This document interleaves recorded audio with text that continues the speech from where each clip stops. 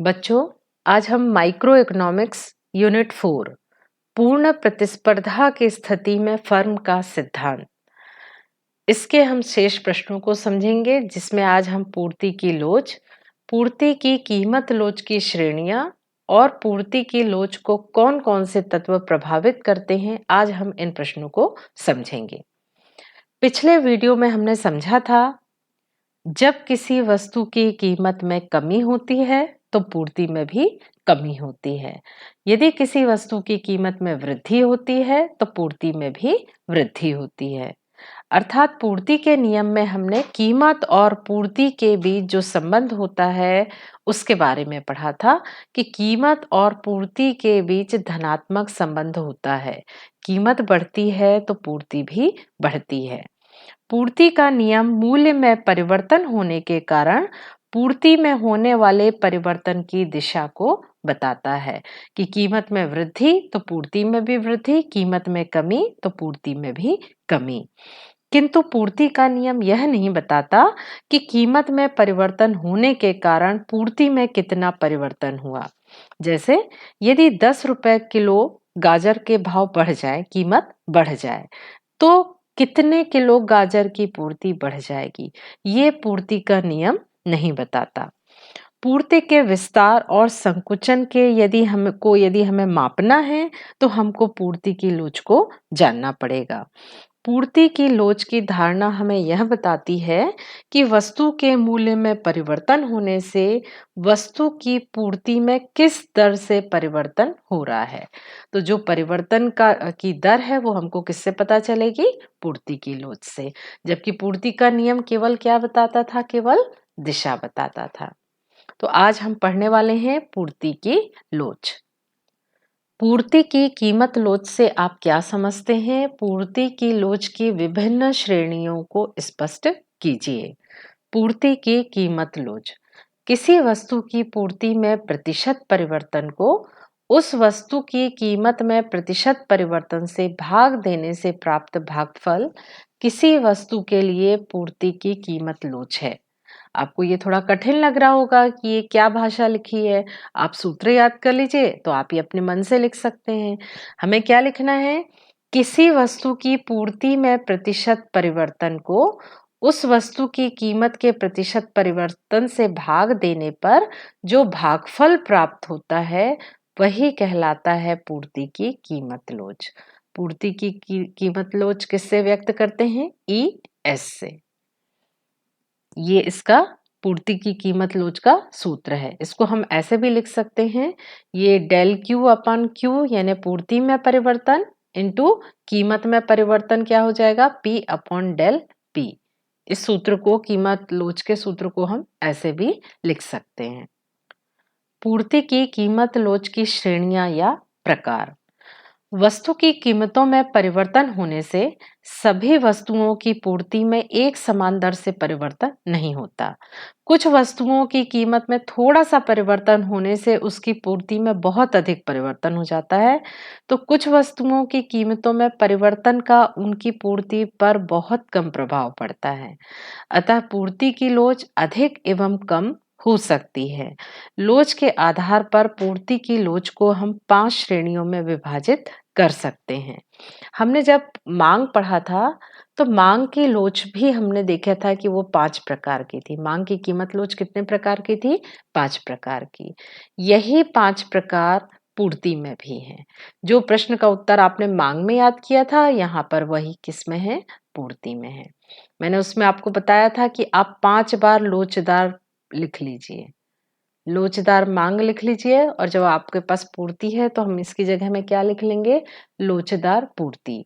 ये पहला वाला हो जाएगा पूर्णतया लोचदार पूर्ति और आखिरी वाला हो जाएगा पूर्णतया बेलोचदार पूर्ति। ये तो आपका लोचदार पूर्ति है। यहाँ पे हमको क्या लिखना है? केवल अधिक लोचदार, और ये क्या हो जाएगा? बेलोचदार। जब आप मांग और पूर्ति की कीमत लोच एक साथ पढ़ेंगे तो आपको बहुत सरल लगेगा। तो मैं आपसे बोलना चाहूंगी कि जब आप ये पूर्ति पढ़ें तो आप एक बार फिर से मांग का रिवीजन कर लीजिए। यदि दोनों साथ साथ पढ़ेंगे तो आपको बहुत जल्दी याद हो जाएगा। पूर्णतः लोचदार पूर्ति की लोच अनंत होती है, जबकि पूर्णतः बेलोचदार पूर्ति की लोच कितनी होती है? 0 होती है। लोचदार पूर्ति की लोच 1 के बराबर होती है। ये 1 से अधिक होती है और ये 1 से कम होती है। ये आप पाँचों आगे की स्लाइड में आपको समझा दे रही हूँ, उससे आपको समझ में आ जाएगा। पहला है हमारा पूर्णतया लोचदार पूर्ति। जब किसी वस्तु की कीमत में परिवर्तन ना होने पर भी पूर्ति में अत्यधिक परिवर्तन हो जाता है। इसका मतलब क्या है? कीमत स्थिर है, कीमत में कोई परिवर्तन नहीं हो रहा है और पूर्ति में अत्यधिक परिवर्तन हो जाता है। ऐसी पूर्ति को पूर्णतया लोचदार पूर्ति कहते हैं। ये एक काल्पनिक स्थिति है। काल्पनिक स्थिति क्यों है? ये क्या कह रहा है कि कीमत में परिवर्तन नहीं हो रहा है, परंतु पूर्ति में बहुत अधिक परिवर्तन हो जाए, ऐसा नहीं होता। जब तक कीमत में परिवर्तन नहीं होता, तो पूर्ति में भी परिवर्तन नहीं होता। इसको आप ऐसे भी समझ सकते हो कि कीमत में कितना परिवर्तन है? 0%, कोई परिवर्तन नहीं है। जबकि पूर्ति में कितना परिवर्तन हो रहा? 100% परिवर्तन हो रहा। इसको हम कहते हैं पूर्णतया लोचदार पूर्ति, जहां कीमत स्थिर है और पूर्ति में अत्यधिक परिवर्तन हो रहा है। ये स्थिति कहलाती है पूर्णतया लोचदार पूर्ति। यहाँ लोचदार कैसे होती है? लोच क्या होती है? अनंत के बराबर होती है। इसका चित्र हम देख लेते हैं। ओ एक्स अक्ष में हमने वस्तु की पूर्ति लिया और वो ओ वाई अक्ष में वस्तु की कीमत लिया। यहाँ पर देखिए आप, ये कीमत कैसी है? स्थिर है। कीमत कैसी है? स्थिर है और पूर्ति में बहुत अधिक परिवर्तन हो रहा है। पूर्ति कम भी हो सकती है, ज्यादा भी हो सकती है, बहुत ज्यादा भी हो सकती है। ये हमारा यहाँ पूर्ति स्थिर, कीमत स्थिर है और पूर्ति में परिवर्तन हो रहा। तो आप परीक्षा में चित्र कैसे बनाएंगे? ये ओ एक्स अक्ष बना लीजिए, ओ वाई अक्ष बना लीजिए, यहाँ पूर्ति लिख लीजिए, यहाँ पर कीमत लिख लीजिए। यहाँ कीमत लिख लीजिए और यहाँ पे आप लिख लीजिए ये, और ये आपका आ गया। ये हो गया पूर्णतः लोचदार पूर्ति। यहाँ ई एस की वैल्यू कितनी होती है? अनंत होती है। ई एस की वैल्यू यानी पूर्णतः लोचदार पूर्ति किसके बराबर होती है? अनंत के बराबर होती है। परंतु वास्तव में यह स्थिति नहीं पाई जाती। ये एक सैद्धांतिक स्थिति है, ये एक काल्पनिक स्थिति है। दूसरा हमारा है पूर्णतया बेलोचदार पूर्ति। जब किसी वस्तु के कीमत में बहुत अधिक परिवर्तन होने पर भी वस्तु की पूर्ति स्थिर है। यहाँ क्या बदल रहा है? कीमत बदल रही है और पूर्ति कैसी है? स्थिर है। तब ऐसी वस्तु पूर्णतया बेलोचदार पूर्ति कहलाती है। ये देखिए, कीमत में बहुत अधिक परिवर्तन, कीमत ये हो गई, पी हो गई, P1 हो गई, परंतु यहाँ पर जो पूर्ति है वो कैसी है? स्थिर है। यह स्थिति भी कैसी है? काल्पनिक स्थिति है। कीमत में कितना परिवर्तन हो रहा है? 100%। और पूर्ति कैसी है? यहाँ पे स्थिर है। जबकि पूर्णतः लोचदार में हमने क्या देखा था? कीमत कैसी थी? 0 थी और पूर्ति में कितना परिवर्तन था? 100%। ये था हमारा लोचदार। और बेलोचदार में हम क्या अंतर देख रहे हैं? कीमत 100% बदल रही है, जबकि पूर्ति में कितना परिवर्तन हो रहा है? 0%। इसकी लोच किसके बराबर होती है? 0 के बराबर होती है। इसका चित्र आप कैसे बनाएंगे? बस ये, कीमत में परिवर्तन हो रहा है परंतु पूर्ति कैसी है? यहाँ पे स्थिर है और कीमत परिवर्तनशील है। तो ये हमारी दूसरी स्थिति हो गई पूर्णतः बेलोचदार। इसका एक प्रश्न ये भी अलग से प्रश्न आ सकता है, कम नंबर का 2 नंबर में ये प्रश्न भी पूछा जा सकता है कि पूर्णतः बेरोजगार पूर्ति से आप क्या समझते हैं? तो आपको 2 नंबर के उत्तर में आपको ये स्लाइड की चीजें लिखना है कि जब किसी वस्तु की कीमत में बहुत अधिक परिवर्तन होने पर भी वस्तु की पूर्ति स्थिर होती है, तब ऐसी वस्तु पूर्णतः बेरोजगार पूर्ति कहलाती है। और आप सिंपल सा ऐसा चित्र बना दीजिए, 2 अंक आपको प्राप्त हो जाएंगे। अधिक लोचदार पूर्ति। जब किसी वस्तु की पूर्ति में परिवर्तन उसके कीमत में परिवर्तन की तुलना में अधिक अनुपात में होता है, तब वस्तु की पूर्ति अधिक लोचदार होती है। देखिए, कीमत में कितना परिवर्तन हो रहा है? केवल 10% हो रहा है, जबकि पूर्ति में अधिक परिवर्तन हो रहा है, कितने परसेंट? 20%। ये देखिए कीमत में कम परिवर्तन हो रहा है, यहाँ पे केवल 10%, जबकि पूर्ति में कितना परिवर्तन हो रहा है? 20%। कीमत में कम परिवर्तन और पूर्ति में अधिक परिवर्तन, ये कहलाता है अधिक लोचदार पूर्ति। ऐसी स्थिति में मांग की लोच क्या होती है? पूर्ति की लोच क्या होती है? एक से अधिक होती है। किससे अधिक होती है? एक से अधिक। लोचदार पूर्ति, जब किसी वस्तु की पूर्ति में परिवर्तन का अनुपात कीमत में परिवर्तन के अनुपात के बराबर होता है, ऐसी वस्तु की पूर्ति लोचदार पूर्ति कहलाती है। कीमत में परिवर्तन देखिए कितना परसेंट? 10%, और पूर्ति में भी कितना? 10%। कीमत भी यहाँ पे 10% बढ़ी, और पूर्ति भी कितनी बढ़ी? 10%। ये कहलाती है हमारी लोचदार पूर्ति। यहाँ पूर्ति की लोच कितनी होगी? 1 के बराबर। ES इज इक्वल टू 1, क्योंकि कीमत में परिवर्तन और पूर्ति में परिवर्तन दोनों आपस में कैसे हैं? बराबर हैं। बेलोचदार पूर्ति, जब किसी वस्तु की पूर्ति में आनुपातिक परिवर्तन उसकी कीमत में होने वाले आनुपातिक परिवर्तन से कम होता है, ऐसी वस्तु की पूर्ति बेलोचदार पूर्ति कहलाती है। देखिए ये जो मैंने बनाया है, ज़रूरी नहीं है कि आप परीक्षा में इसको बनाएं, परंतु ये मैंने इसलिए बनाया है जिससे आपको ये जो थ्योरी है ये समझ में आ जाए, ये आप अपने मन से लिख सकें। कीमत में परिवर्तन देखिए अधिक हो रहा है, कीमत में अधिक परिवर्तन और पूर्ति में कम परिवर्तन, ऐसी स्थिति को हम बेलोचदार पूर्ति कहते हैं। ये देखिए पूर्ति किससे कम है? 1 से कम है। यहाँ कीमत में अधिक परिवर्तन हो रहा है, ये आपको चौड़ा अधिक दिख रहा है ना, ये हो गया हमारा 20%। कीमत में कितना परिवर्तन हो रहा है? 20%, जबकि ये डिस्टेंस देखिए कम दिख रहा है, ये केवल कितना है? 10%। ये है हमारे बेलोचदार पूर्ति। पूर्ति की लोच यहाँ इकाई से कम होती है। वस्तुनिष्ठ प्रश्नों में ये प्रश्न बहुत आते हैं कि इकाई से कम कहाँ होगा, इकाई के बराबर कहाँ होगा, तो इसीलिए मैंने ये आपको लिख दिया है जिससे आपको ये भी याद साथ में हो जाए। ये पांचों स्थितियों को मैंने एक साथ चित्र में बनाया है। पहला है हमारा पूर्णतः लोचदार पूर्ति। एक्स अक्ष में आप ले लीजिए वस्तु की पूर्ति, और वाई अक्ष में हमने ले लिया वस्तु की कीमत। ये पहला है हमारा पूर्णतया लोचदार पूर्ति, जब अनंत होती है तो हमारा चित्र कैसा बनता है? एक्स अक्ष के समानांतर। पूर्णतया बेलोचदार पूर्ति, तब चित्र कैसा बनता है? वाई अक्ष के समानांतर, ये खड़ा डंडा। तीसरा है हमारा लोचदार पूर्ति। लोचदार पूर्ति सीधे 45 डिग्री सेल्सियस पे बनता है, ये देखिए। अधिक लोचदार पूर्ति, इसका वक्र कैसा होगा? ऊपर होगा। बेलोचदार पूर्ति, इसका डंडा कहाँ आएगा? यहाँ आएगा। ये पांचों चित्र आप एक चित्र से याद रख सकते हो।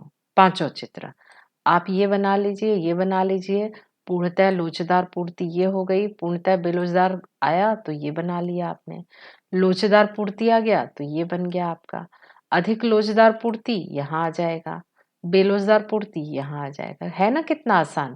आप एक ही चित्र में पांचों का अभ्यास कर सकते हैं और कंफ्यूज होने की जरूरत नहीं है। आपको ये पांचों चित्र इसलिए मैंने स्लाइड में दिया है कि आप पांचों में अंतर कर सकें। इसका रिवीजन फिर से मैंने यहाँ करा दिया है। पूर्णतः लोचदार पूर्ति अनंत के बराबर, यहाँ कीमत स्थिर होती है, पूर्ति में परिवर्तन होता है। अधिक लोचदार पूर्ति में कीमत में कम परिवर्तन होता है, पूर्ति में अधिक परिवर्तन होता है। लोचदार पूर्ति में जितना कीमत में परिवर्तन होता है उतना ही पूर्ति में भी परिवर्तन होता है। यहाँ कितना होता है? लोच 1 के बराबर होता है, इकाई के बराबर होता है। बेलोचदार पूर्ति में कीमत में अधिक परिवर्तन होता है, पूर्ति में कम परिवर्तन होता है। पूर्णतः बेलोचदार पूर्ति, कीमत में बहुत अधिक परिवर्तन और पूर्ति स्थिर। ये देखिए यहाँ कीमत स्थिर थी, यहाँ पूर्ति स्थिर है। यहाँ पूर्ति बहुत ज़्यादा बदल रही थी, यहाँ कीमत बहुत अधिक बदल रही है। लोचदार पूर्ति में कीमत और पूर्ति दोनों आपस में बराबर हैं। तो आप चित्र और ये वाली स्लाइड यदि याद कर लेंगे तो आप इसकी थ्योरी को आप अपने मन से लिख सकते हैं। पूर्ति की लोच को प्रभावित करने वाले तत्व। बहुत सारे तत्व हैं जो पूर्ति की लोच को प्रभावित करते हैं। वस्तु का स्वभाव, समय, उत्पादन की तकनीक, उत्पादन लागत, बाजार की उपलब्धि और प्राकृतिक बाधाएं। तो देखिए ये पॉइंट मैंने यहाँ पे पूरे 6 इसलिए लिख लिए हैं। आप जरूरी नहीं है कि पूरा 6 को याद करें। आप अंकों के आधार पर यदि 2 अंक का है तो 2 पॉइंट का डिटेल आप लिख दीजिए, और यदि 3 अंक का आता है तो 3 पॉइंट बहुत अच्छे से जो आपको याद होंगे वो 3 पॉइंट आप परीक्षा में लिख सकते हैं। पूर्ति की लोच को प्रभावित करने वाले तत्व में सबसे पहला था हमारा वस्तु का स्वभाव। वस्तु का स्वभाव पर पूर्ति की लोच निर्भर करती है। जो वस्तु शीघ्र नष्ट होने वाली होती है उस वस्तु की पूर्ति बेलोचदार होती है, जबकि टिकाऊ वस्तु की पूर्ति लोचदार होती है। जैसे दूध और पालक, ये दोनों कैसी वस्तुएं हैं? ये दोनों वस्तुएं जल्दी नष्ट होने वाली वस्तुएं हैं। इनकी पूर्ति बेलोचदार होगी। ये क्यों होगी? क्योंकि इन्हें हम अधिक दिन तक स्टोर नहीं कर सकते। जैसे ही दूध आएगा हम फ्रिज में 1-2 दिन रख सकते हैं, या पालक को 1-2 दिन रख सकते हैं। इसके बाद ये क्या हो जाएंगी? खराब हो जाएंगी। इसीलिए इनकी पूर्ति बेलोचदार होती है। जबकि यदि हम कॉफी पाउडर का उदाहरण लें तो ये कैसी वस्तु है? ये टिकाऊ वस्तु है। इसको हम कई दिनों तक सुरक्षित रख सकते हैं, इसीलिए इसकी पूर्ति लोचदार होगी। दूसरा पॉइंट है हमारा समय। किसी वस्तु की पूर्ति की लोच समय से प्रभावित होती है। उत्पादकों के पास जितना भी कम समय होगा, पूर्ति की लोच उतनी ही अधिक बेलोचदार होगी। समय के बढ़ने के साथ साथ पूर्ति की लोच लोचदार होती जाती है। आप इसके लिए सबसे अच्छा उदाहरण लॉकडाउन का ले सकते हैं, क्योंकि आपने अनुभव किया कि लॉकडाउन में कैसे पोजीशन थी। जब सब्जियों की दुकान 1-2 घंटे लगती थी, और या फिर जो किराने की दुकान है वो भी सुबह 2-3 घंटे हर शहर में अलग-अलग समय पे खुलती थी। कम समय होने के कारण हमें सभी सब्जियां और सभी सामान नहीं मिल पाता था, क्योंकि कम समय के कारण पूर्ति बेरोजगार होती थी। मंडी तक सब्जियां ही नहीं आ पाती थी, सारे बस ट्रक बंद होते थे। तो उस कम समय में जब छूट होती थी उस समय में हमको थोड़ी बहुत सब्जियां ही मिल पाती थी, या किराने के दुकान वाले के पास जो स्टॉक में था वही चीजें हमको खरीदना पड़ता था, क्योंकि उसकी पूर्ति कैसी थी? बेलोचदार थी, वस्तुएं नहीं पहुंच पा रही थी। तो कम समय के कारण हमको सब्जी भी नहीं मिल रही थी और सामान भी नहीं मिल रहा था। सभी दुकान खुलने का समय, जब अभी दुकान खुलने का समय अधिक हो गया है, पूरे दिन दुकानें खुली रहती हैं, सब्जियों की दुकानें खुली रहती हैं, तो हम जब चाहे जोन-सी भी सब्जी खरीद सकते हैं। हम अपने मनपसंद का तेल का ब्रांड भी बुलवा सकते हैं, तो दुकान वाला आपका तेल बुलवा सकता है। तो इस तरह से ये जो पूर्ति की लोच है वो समय पर भी निर्भर करती है।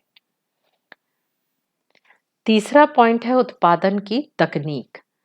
पूर्ति की लोच पर उत्पादन की तकनीक का भी प्रभाव पड़ता है।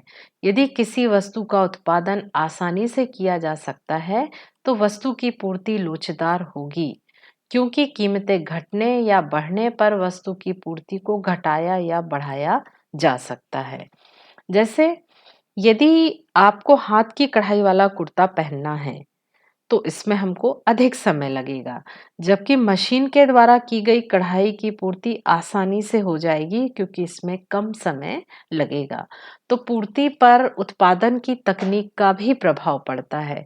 यदि तकनीक उन्नत है तो हमारी पूर्ति आसानी से कम समय में हमको प्राप्त हो जाएगी। यदि आप कहें कि आपको पापड़ खाना है। यदि पापड़ खाना है तो आपको दिन भर पापड़ बनाना पड़ेगा या बहुत टाइम लगेगा, हाथ से यदि आप बेल रहे हैं। यदि वहीं आप मशीन से पापड़ बनवा रहे हैं तो 1 दिन में आप 20-30 किलो भी पापड़ बनवा सकते हैं।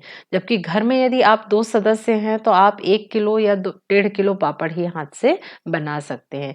तो इस तरह से पूर्ति पर उत्पादन की तकनीक का भी प्रभाव पड़ता है। चौथा है हमारा उत्पादन लागत। यदि वस्तु के उत्पादन को बढ़ाने पर उत्पादन लागत बढ़ती जाती है तो कीमत बढ़ने पर उत्पादक पूर्ति को नहीं बढ़ाएगा। यानी लागत बढ़ेगी तो वो पूर्ति को नहीं बढ़ाएगा। ऐसी स्थिति में पूर्ति बेलोचदार होगी। इसके विपरीत उत्पादन बढ़ाने पर यदि लागत घट रही है तो उत्पादक वस्तु की पूर्ति को बढ़ाते हैं। तो इससे क्या समझ में आ रहा है कि यदि लागत किसी भी चीज की बढ़ती जा रही है तो वो पूर्ति को नहीं बढ़ाएगा, लेकिन यदि उत्पादन लागत कम हो रही है तो वो पूर्ति को बढ़ा देगा। जैसे समोसा है, मान लो यदि कोई एक छोटी सी होटल है और समोसे बेचने का काम करता है वो ठेले वाला, तो यदि आलू है या इसमें उपयोग होने वाला मैदा है, तेल है, इसकी लागत बढ़ जाए, तेल महंगा हो जाए, आलू महंगा हो जाए, तो वो समोसे कम बेचना चाहेगा। परंतु यदि ये लागत कम हो जाए, आलू सस्ता मिलने लग जाए, 5 रुपए किलो हो जाए, मैदे का भाव कम हो जाए, तेल सस्ता हो जाए, तो वो क्या सोचेगा? वो ये करेगा कि अधिक से अधिक समोसे बेचना चाहेगा, क्योंकि जब उसके समोसे अधिक बिकेंगे तो उसको प्रॉफिट भी अधिक होगा। तो इस तरह से यदि जो पूर्ति है वो लागत पर भी निर्भर करती है। यदि समोसे की लागत बढ़ जाएगी तो वो समोसे की पूर्ति को कम करेगा। अंतिम है हमारा प्राकृतिक बाधाएं। पूर्ति की लोच प्राकृतिक बाधाओं द्वारा भी प्रभावित होती हैं। यदि हम सागौन की लकड़ी का उत्पादन बढ़ाना चाहते हैं तो इसके प्रयोग से उसके पेड़ तैयार करने में हमको कई वर्ष लग जाएंगे। इसीलिए सागौन की लकड़ी की पूर्ति कम लोचदार होगी। कई बार हमारे हाथ में कुछ भी नहीं होता। जैसे यहाँ उदाहरण लिया हुआ है कि सागौन का हमको बहुत अधिक उपयोग करना है, तो हमको सागौन तुरंत मशीन में तो नहीं बन जाएगा। हमको उसके लिए क्या करना पड़ेगा? हमको उसके लिए सागौन के पौधे लगाना पड़ेगा, और पौधे से पेड़ बनने में कम से कम 5 से 10 वर्ष लगेगा। तो एक पेड़ का जब हम उपयोग करने लायक, हमारे लायक पेड़ होगा तैयार, वो 10 वर्ष बाद होगा। तो कभी-कभी कुछ चीज़ों के लिए पूर्ति पर कौन बाधा बनती है? प्राकृतिक बाधाएँ बनती हैं। तो इस तरह से हमने पूर्ति की लोच भी देख लिया। तो ये पाठ के सभी प्रश्न हो गए हैं। मुझे विश्वास है कि आप अपने साथ में नोट्स भी ज़रूर बना रहे होंगे, और बार-बार बच्चे मुझसे ये प्रश्न पूछते हैं कि क्या इन्हीं प्रश्नों में से ही परीक्षा में पूछा जाएगा? तो देखिए, ये चाहे आप किसी भी बोर्ड के हों, ये एनसीईआरटी की पुस्तक पे बेस्ड ही प्रश्न हैं और ज़्यादातर इसी तरह के प्रश्न परीक्षा में पूछे जाते हैं। चाहे आप किसी भी बोर्ड के हों, लेकिन सभी के लिए ये प्रश्न कैसे हैं, आपके लिए इम्पोर्टेंट हैं। तो आपको जो बेसिक प्रश्न है मैं वही पढ़ा रही हूँ। तो आपका यदि एनसीईआरटी बेस्ड है तो आप ये प्रश्नों की तैयारी कर सकते हैं। Thank you.